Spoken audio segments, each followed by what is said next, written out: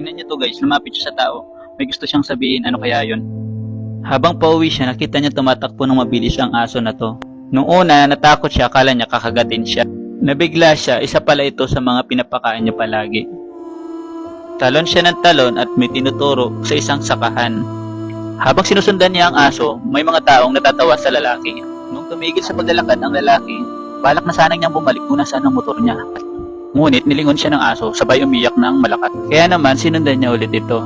Nagulat ang lalaki dahil dinala siya sa mga anak nito. Napaka-cute at healthy ng mga puppies. Nung una, hindi niya alam ang gagawin sa kanila. Nagkaroon ng pag-asa ang aso. Abandonadong lugar, walang kahit anong bahay at tindahan malapit sa kanila. Hindi ko alam kung paano sila nakasurvive sa lugar na ito. Nang makita niya ang kalagayan ng mag-iina, nag-decide siya na ampunin na lang sila. Salute sa iyo sir, sobrang swerte nila sa iyo. Sana marami pang katulad mo. Follow for more!